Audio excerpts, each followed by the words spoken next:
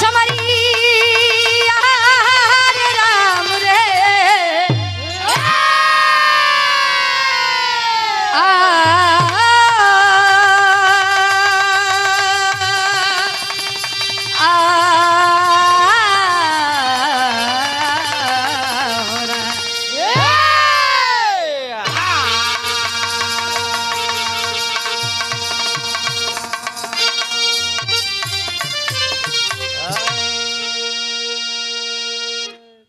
ये हमारे फिर देखा आप लोगों के फरमाइश ना बनता है हमारे दादा के फरमाइश बा पौराणिक विराग शिव पुराण से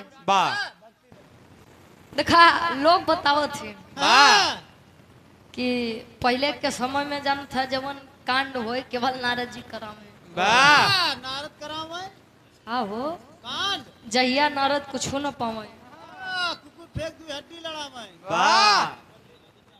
हाँ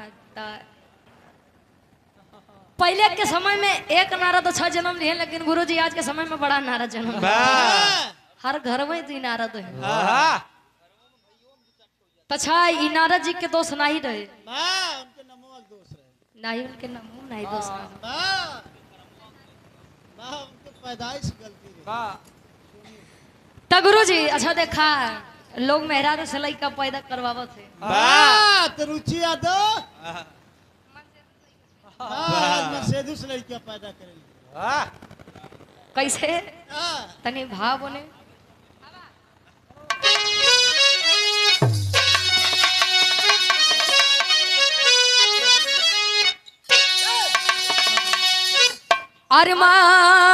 अरमान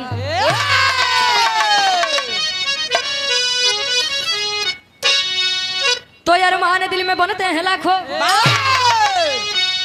कोटि कल्पना का देखो समावेश होता ढह जाते सभी है महल ख्वाब के कहे जब तक न ऊपर से आदेश होता कर्म अनुरूप फल ही देते सभी को अरे रखते हैं जो कर्म का देखो लेखा जो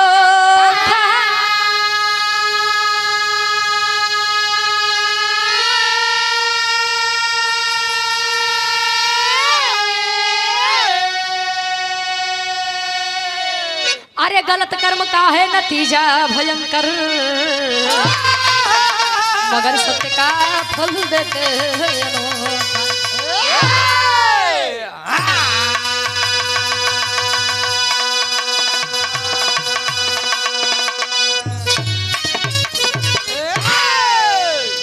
कहे अरमान दिल में बनते हैं लाखों कोटि कल्पना का देखो समावेश होता ढह जाते सभी हैं महल ख्वाब के अरे जब तक ना ऊपर से आदेश होता है कितना भी इच्छा बना लीजिए कितना भी अरमान बना लीजिए लेकिन कहे होनी वही करावे लिखल जवन किस्मत में अब फितरत में मानव अंधा हो लोग अपने अपने काम खातिर अनहराई गए गुरुजी बिरहा में बहुत सुंदर कवि जी गजल के भाव देते हैं कैसे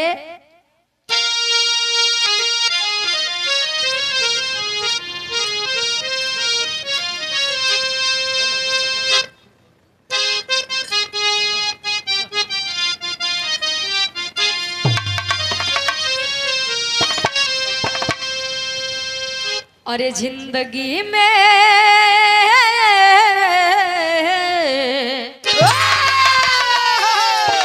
ध्यान देंगे इस लाइन को अरे जिंदगी में हजारों का मेला जुड़ा अरे जिंदगी में हजारों का मेला जुड़ा हंस जब जब उड़ा तब अकेला उड़ा हंस जब जब उड़ा तब अकेला उड़ा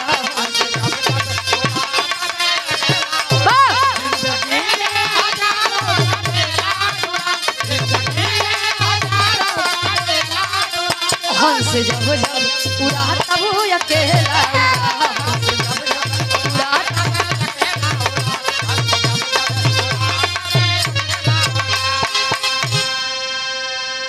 जिंदगी में हजारों का मेला जुड़ा, हंस जब जब उड़ा तब अकेला उड़ा। देखला जो आया है वो अकेले ही जाएगा इस दुनिया से। वाह माई इतने बड़ बगीचा लगाई लेकिन गई तो अकेले गई के साथे जाई का ना चाहिए हम होई चाहिए आप हो केहू के साथे ना जाई।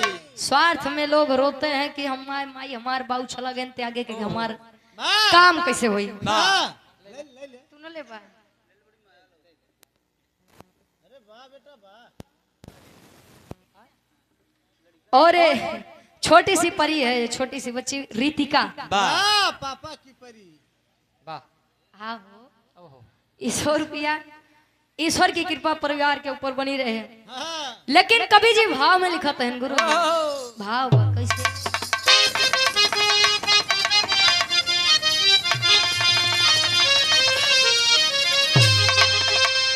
अरे भक्ति शक्ति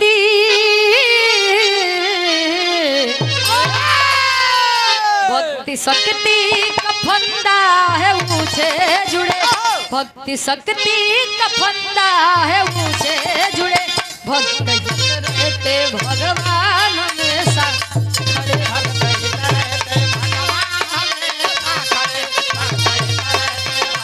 क्या बात है?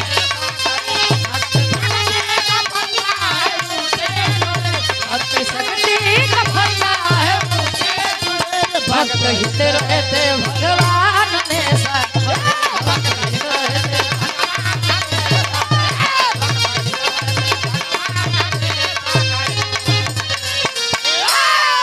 भक्ति शक्ति देखा भक्ति बा भक्ति भाव भक्ति बा तो भाव बा भाव बा तो भक्ति बा। वाह हमरे बिरहा के कहानी के शुरुआत गुरुजी यारे से बा। गुरुजी कहानी लेत कहाँ से? बड़े भैया हृदय के गार्जियन जी अवधेश मिस्त्री जी दूल्हापुर की पवन सेटमी से 100 रुपया आशीर्वाद के चारे कहे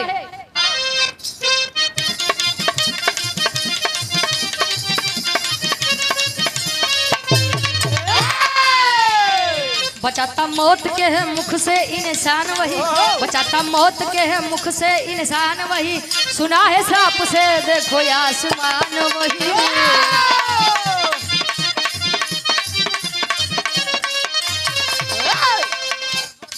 मस्त थे भोले बाबा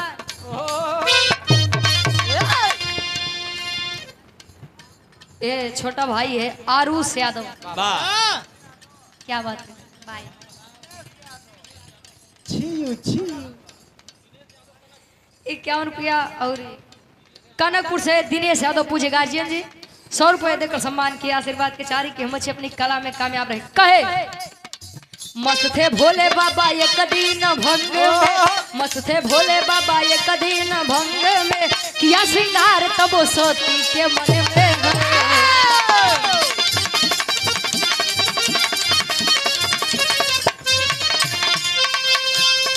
न सजब उतरा बाती बोले भोले भंडारी,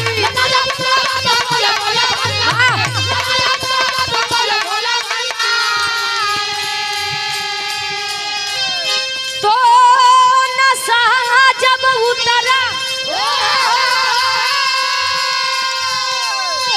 बात बोले भोले भंडारी। आज कहाँ की सती हो रही है तैयारी, आज कहाँ की सती हो रही है तैयारी, अरे तो आज कहाँ की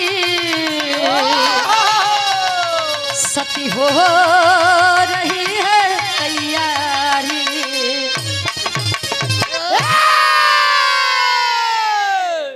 वाह कहानी क्या आप लोग समझ ला आशा में पूर्ण विश्वास बा। वाह कहानी शीशा के जैसा साफ हुई दिखाई विराय आप लोग हमारी यूट्यूब पे भी सुने हो बा।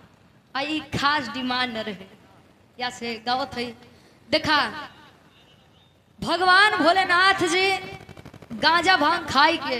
वाह अच्छा गुरु जी एक बात बा कहूँ भगवान भोलेनाथ के केहू और देवी देवता के भक्त मिले चाहे मत मिले, लेकिन भगवान भोलेनाथ के भक्त हर गांव में 2 4 10 जानला आधा गाँव में भगवान भोलेनाथ के भक्त है। वाह बड़े बरियार बरियार हैं।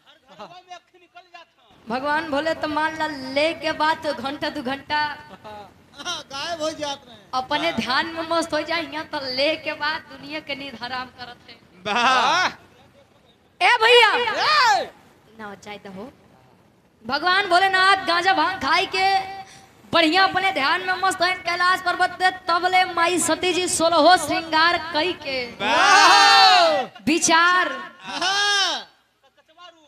अच्छा गुरु हमार खुलत है। ए भैया वाह 16 श्रृंगार कई के माई सती जी विचार करत है कि बौराहू के नींद टूटे से पहले इनकर ध्यान भंग होए से पहले ई कैलाश पर्वत छोड़ दे, नहीं तो यदि जानी जाएंगे तब 75 प्रश्न करिए। अतले माई सती जी जैसे 16 श्रृंगार कई के भगवान भोलेनाथ के सामने से गई तले पायल के आवाज काने में गा तले बोला ए छाम छाम छाम छाम छाम बस छाम ए छाम छाम। ए गुरु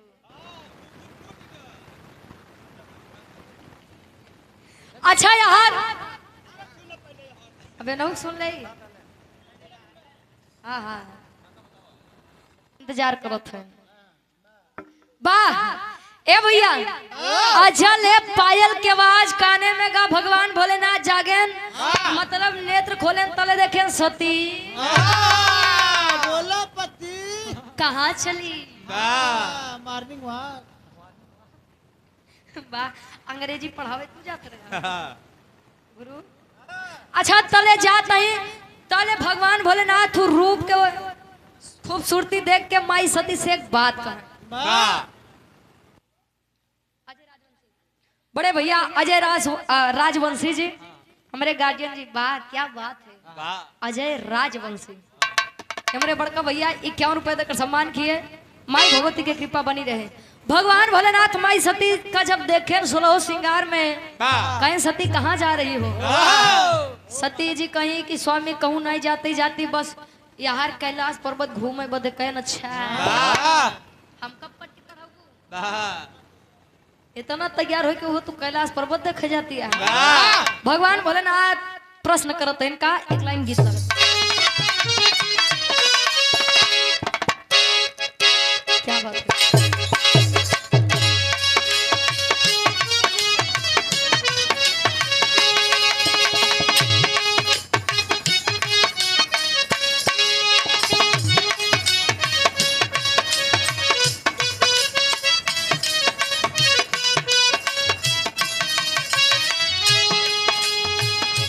लड़का कहे या मान लो लड़की कहे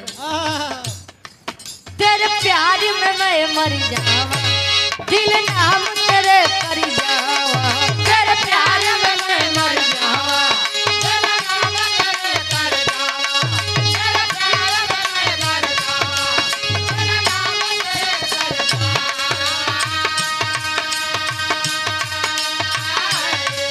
तेरे प्यार में मैं मर जावा दिल नाम तेरे कर जावा हमें ना भूलाना साजन हमें ना भूलाना हमें ना भूलाना साजन हमें ना भूलाना हमें ना भूलाना साजन हमें ना भूलाना। वादा किया तो वादा करके निभाना वादा किया तो वादा करके निभाना हमें ना भूलाना साजन हमें ना भूलाना भूलाना हमसे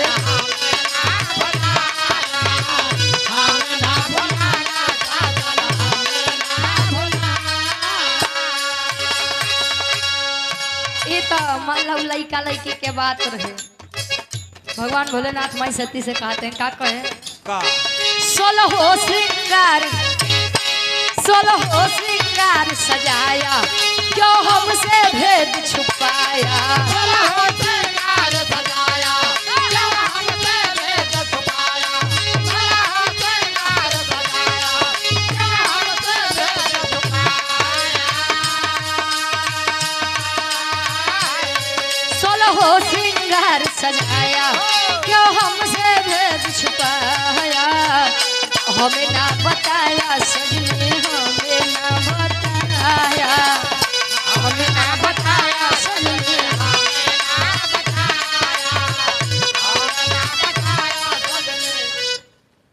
सुरेश चंद्र प्रधान जी मीरईपुर से गार्जियन जी 51 रुपए तक सम्मान के आशीर्वाद के चाह रहे कि हम अपनी कला में कामयाब रहे। वाह ताले एक एक अच्छा खूबसूरती गिनाओ तो इनका माथे की बिंदिया उड़ जाए निदिया, कानों में वाली होठों पे लाली, हाथों में कंगना पाँवों में रंगना,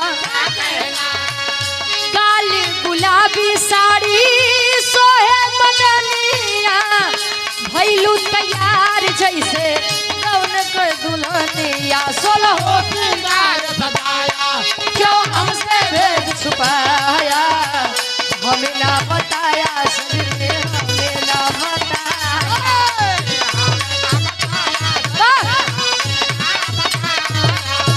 हमें ना बताया सजने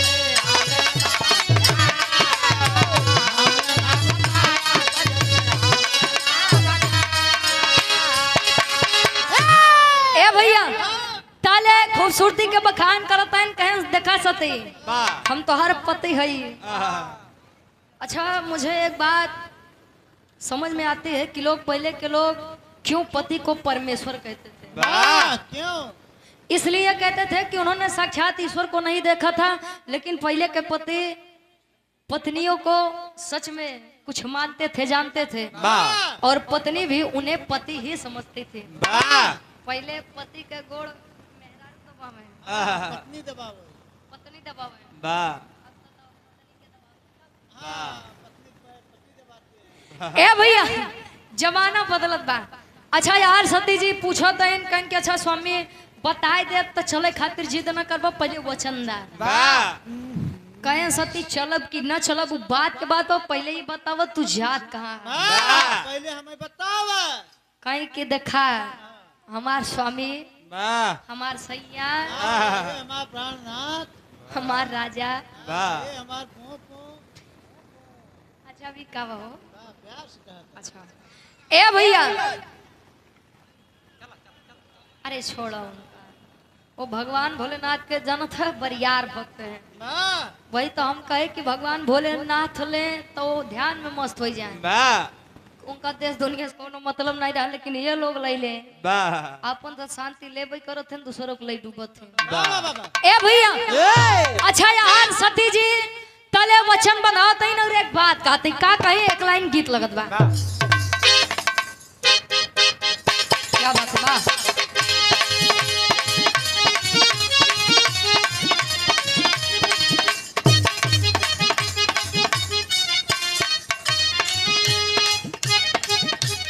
कहते हैं ज्ञान जितना बांटेंगे ज्ञान का भंडार उतना ही बढ़ेगा, अज्ञान जितना चुराए के रहुआ उतना ही कमी हुई।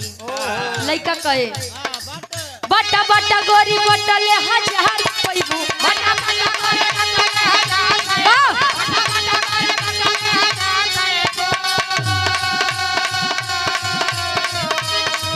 बटा बटा गोरी बटा ले हजार पैबू, नहीं बटा नहीं बटा नहीं बटा बताओ बचा करबू, नहीं बताओ करता करबू, नहीं बताओ। क्या बात है। नहीं बताओ करता। अच्छा यार माई सती जी भगवान भोलेनाथ का एक लाइन समझावे हैं। सैया जात बटी इंद्र के नगरिया में, सैया जात बटी इंद्र के नगरिया में, सैया जात बटी इंद्र के नगरिया में। ए स्वामी सैया जात बटी इंद्र के नगरिया में, आज सभा लगी, आज सभा लगी, आज सभा लगी बीच बखरिया में, आज सभा लगी बीच बखरिया में, आज सभा लगी बीच, आज सभा लगी बीच बखरिया में।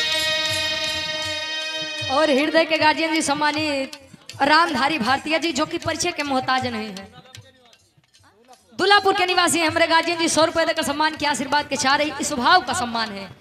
और गार्जियन जी हमारे 100 रुपए देकर सम्मान किए। जियालाल भारतीय जी लीलापुर कला वाह 100 रुपए आशीर्वाद के चारी कहे खुली नाही पोल गुप्ता बाटे सारी बोतिया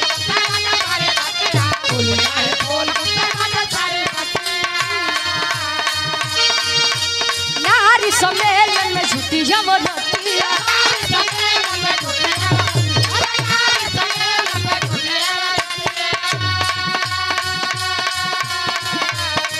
जय कोई नहीं मरद बखरिया में जय कोई नहीं मरद बखरिया में जय कोई नहीं बाहे दिया मल्ली भैया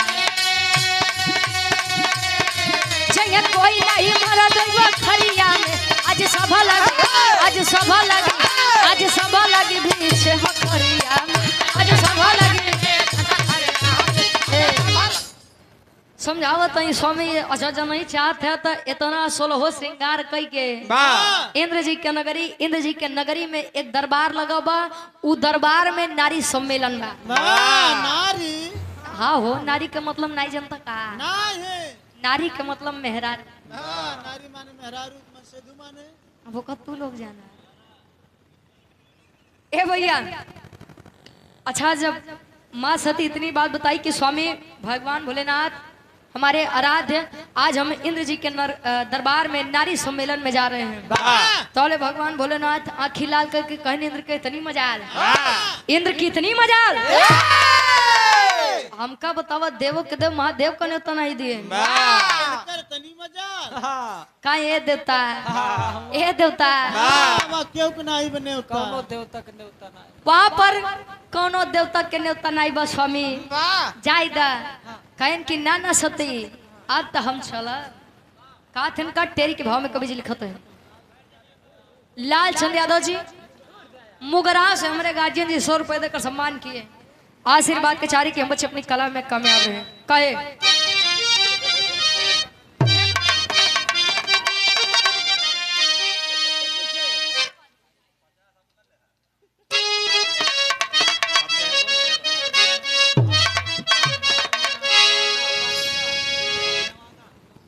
ननकऊ भारतीय जी दूल्हापुर नेवादा की 65 जमी से गार्जियन जी 100 रुपए देकर सम्मान किया आशीर्वाद के चारी कहे अरे बोले बोले सती से दानी बतिया बोले बोले बोले सती से दानी बतिया बोले बोले बोले सती से दानी बतिया बोले चलबै सभा मझारी ला हो चलबै सभा मझारी ला हो चलबै सभा मझारी चलबै सभा मझारी जागर की सम्मतिया सती से दानी बतिया बोले क्या बात है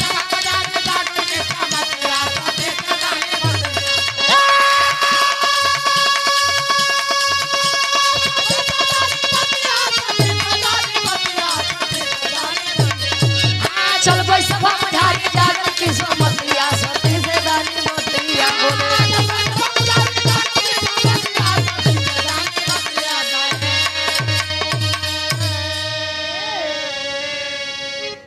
यार भगवान भोलेनाथ जब सुने कि नारी सम्मेलन बा कहीं सती कैलाश पर्वत पे बिना तोरे वैसन भी हम एकदम जानत यार अधूरा है अधूरा ही एक काम करा हमऊ के लिए आए चला तनी का हमऊ समझ ले कि आखिर नारी सम्मेलन बा काहे कहीं स्वामी लिया तो चलित लेकिन हुआ एक दिक्कत बा कौन दिक्कत कौन दिक्कत ये बा कि कोई भी मर्द जाति यदि उस सम्मेलन में प्रवेश करेगा तो श्राप है कि वह मर्द जाति गर्भवती हो जाएगा गर्भवता अच्छा हो गर्भवती मतलब कि पेट में बच्चा आ जाएगा तले भगवान भोलेनाथ सती का कहीं सती ए सती तो हम पागल दिखा थे तो हम चुतिया दिखा थे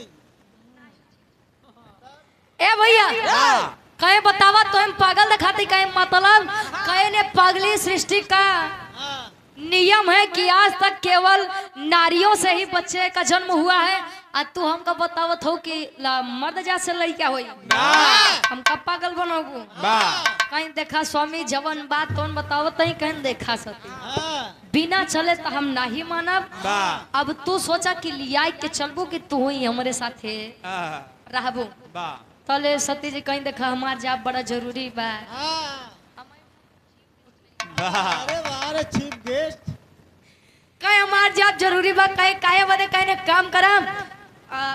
श्राद्ध तो हुआ केवल मर्द जात के बा। वाह उ मर्द जात यानी अपन ही विशाल रूप छोड़ के यानी भंवरक के रूप बनावा।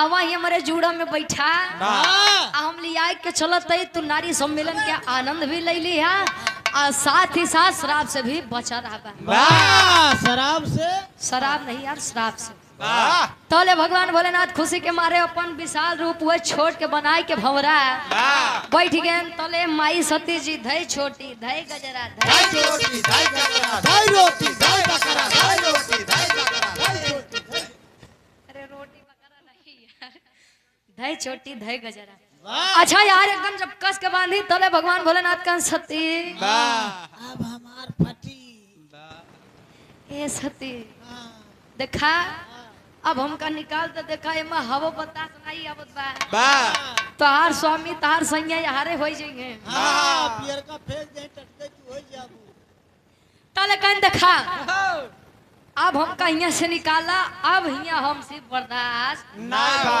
कहतिया मनई किनार बैठा रहा। जब कहा तोरे किन्ना लिया कि चलो तो बड़का उतावला बना रहा। वाह बैठा रहिए, ए दिमाग खराब कर रहे हैं। तले बैठा के माई सती जी जुड़ा में भगवान भोलेनाथ भंवरा रूपी लेके पहुंचे तनी इंद्र जी के दरबार में। विराह के आखिरी गीत लगत बा कैसे।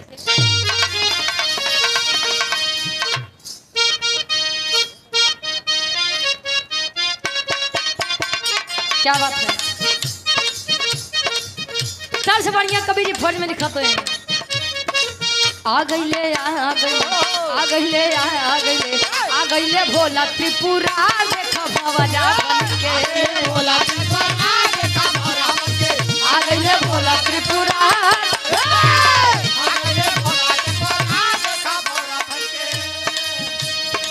मनवा कठाए है तारहार देखा भवरा बन के मनवा कठोए है तारहार देखा भवरा बन के आ गईले भोला त्रिपुरा देखा भवरा बन के। भगवान भोलेनाथ आओ तो तले कहीं सती अब तू निकलबू कि नहीं निकलबू हमका ये बतावा। कहीं महाराज चुप मारे बैठा रहा और तले भगवान भोलेनाथ लगन धीरे धीरे हुई जुड़ा में से जगह बनवाई। भाई हवा बता जाते नहीं बट खना पखना कुल चपक गया है। बस सती तले भगवान भोलेनाथ करो तिनका 100 रुपया रेणु रमेश कहारा की 500 जमी से 100 रुपया आशीर्वाद के चारी कहे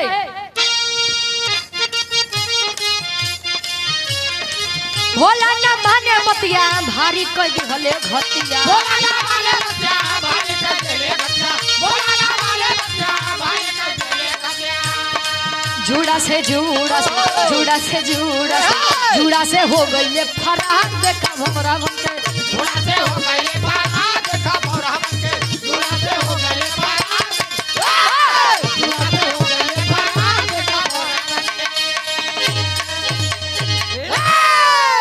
कहे जुड़ा से हो गई फरार देखा भमरा बनके। तले अच्छा जब जगह बने पाइन जब निकले वाह तनी सा सांस है तो कतो यहाँ देवी के ऊपर वाह कतो वहाँ देवी के ऊपर वाह कतो यहाँ सुंदरी के ऊपर। वाह काली काली सुंदरी थी अब यार बैठा तो है ना। अच्छा तो अब केहू के ऊपर कुछ भी बैठी तले मेरा रुकुल डराई के लगे यार से झटके वार से पटके ताले भगवान भोलेनाथ कहन तेरी मेहरा अबे तू जानी न पाऊ हम ही के अगर जान जाती ना तो हमें चपकाई लेती कहे जन तू हाँ तो गले से चपकाई लेती हाँ कला तो भगवान भोलेनाथ के आत्मा कहे अगर जंतु तय सनाई कर तू। अच्छा गीता में भी लिखा गया है गुरुजी कतो कतो मारे वीर तो कतो कतो मरवाए वीर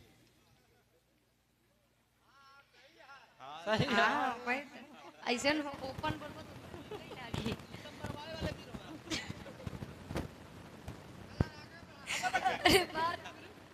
वाह अब इतना बढ़िया उनकर तारीफ करबा वाह कहे कतो कतो मारे वीर तो कतो भागे वीर। वाह किसी को यदि मारना है वो आपसे ज्यादा बलशाली है तो उसे बल से नहीं उसे छल से मारिए वाह ये गीता कहता है।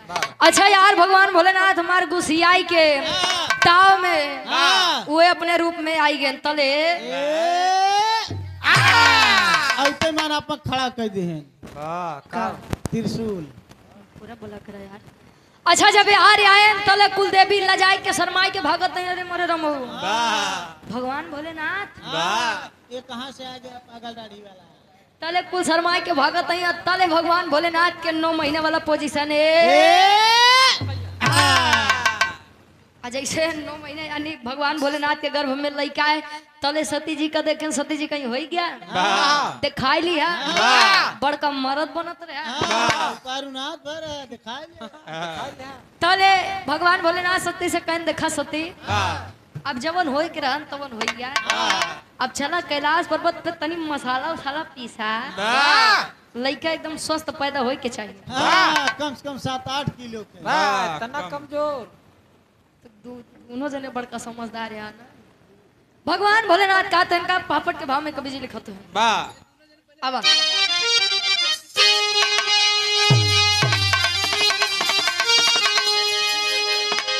अरे शिव शंकर जी नाही माने अब बतिया मतिया मारल बा तो शिव शंकर जी नाही माने अब बतिया मतिया मारल बा ता आखिर सर पे या गईली भी पतिया मतिया मारल बा आखिर सर पे या गईली क्या बात है?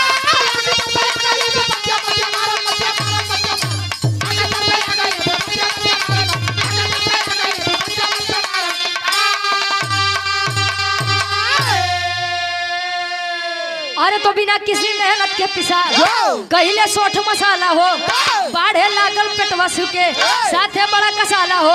अरे चिंता में शिव काटे दिन रतिया मतिया मारल बा दया आखिर सर पे आ गईली विपत्तिया मतिया मारल बा।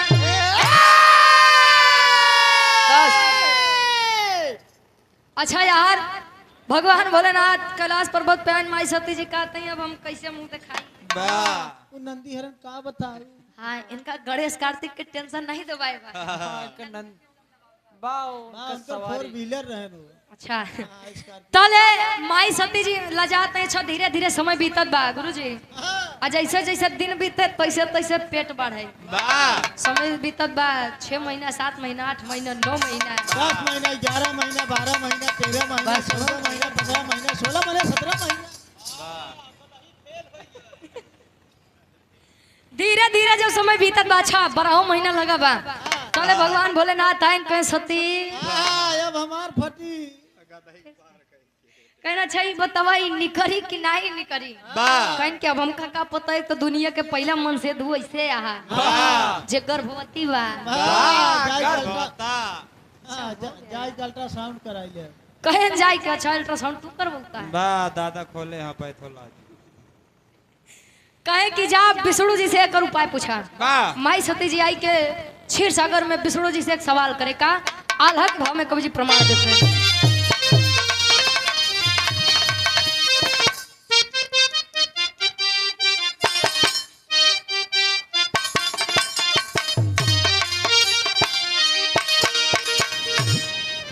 अरे तसुर नर मुनि करते जय कर भजनिया बाबू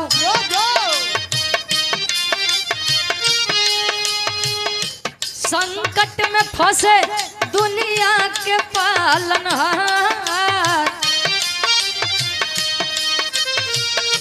अखिया घुसूरी गईली माथे के लीलरवा पंचो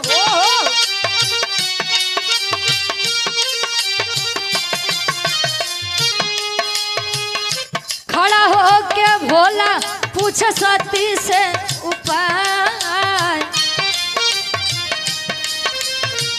सती जी पहुँचली जाके विष्णु के समन बाबू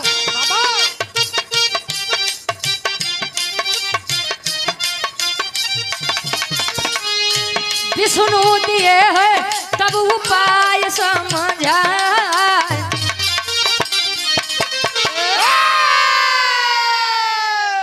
सारी घटना अच्छा सती जी बताएं तले सती जी कहे विष्णु जी कहे सती देवी ये तो बड़ी गंभीर समस्या है इ तो लइका ऐसे नहीं करी कैसे? ता कहीं जा एकांत जंगल में शंकर जी के पेट चीर के उ लइका निकाल के बहाई दे कहीं, लेकिन हमारे स्वामी ठीक कैसे हुई है? कहीं जो तार सबसे छोटी वाली अंगुली बा वही में अमृत रस बा, वह पिया देबू तो ठीक हो जाई।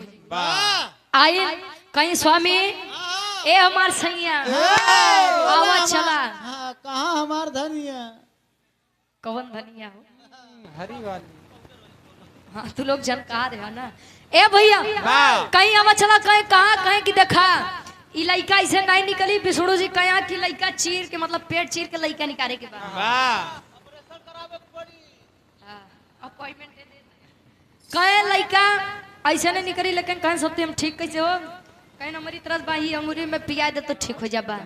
कहे ना ना सती तू मेरा रुक जा, हाँ, लबर लबर करबू लड़कियां पाई जाबू। मतलब तनी अंगूरी पकड़ावा तो हाथ पकड़ाई लागत है। कहे तू मेरा रुक के जात पता लाग लइका पाऊ मोहाई गो लइका कैलाश पर्वत हम तो हरे पेट चीरे रह जा। पहले हमारी तरस पियावा और करे बाद पेट चीर के लइका निकाला। अच्छा अमृत रस पियाई के तले करत ही का आखिरी भाव खड़ी के भाव में कवि जी लिखा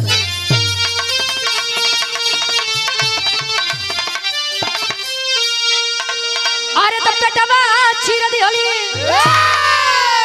सती जी कानन के भीतरी, तब पेटवा चीर दिहली सती जी कानन के भीतरी, रखली छुपा के ललना भेद न जाने सगरी।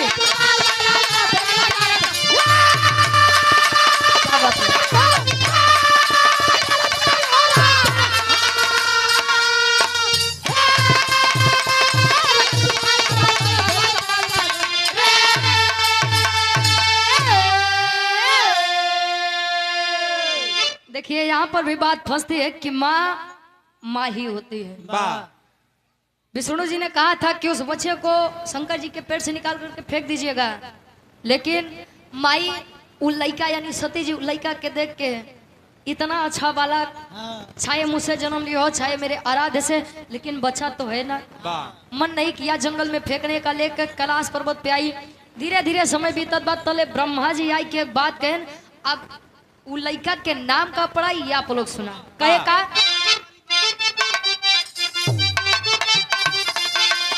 अरे तो ब्रह्मा के दे दियोली सती जी ललनवा त नारद पड़ा नाम जे कर जाने ला जहाना।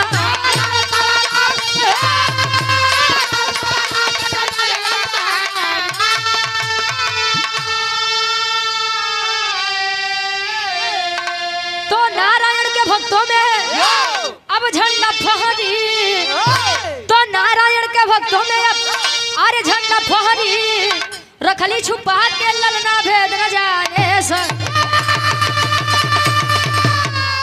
ब्रह्मा के दे दिहली सती जी ललनवा त नारद पड़ा नाम जेकर जाने ला ब्रह्मा जी आए कहें कि देखिए देवी आपके पास यह बच्चा रहना उचित नहीं है, आप इसे मुझे दे दीजिए। लेकर गए, लालन पालन किए, धीरे धीरे समय बीता।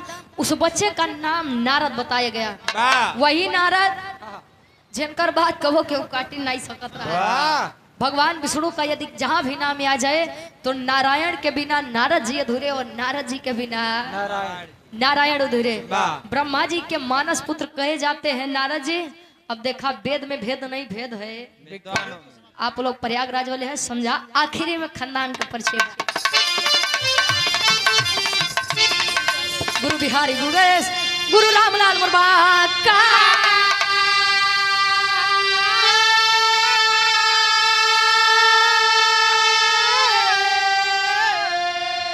अरे स्वर्ग से चंद्रिका कभी बच्चन का विजय पताका हो।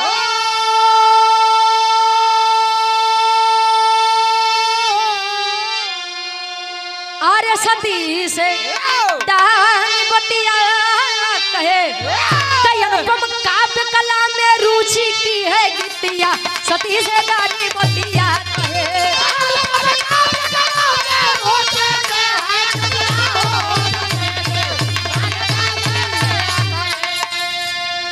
और हृदय के गार्जियन जी राकेश प्रधान जी रघुपुर से 200 रुपया आशीर्वाद के चारी के हम अपनी कला में कामयाब रहे कहे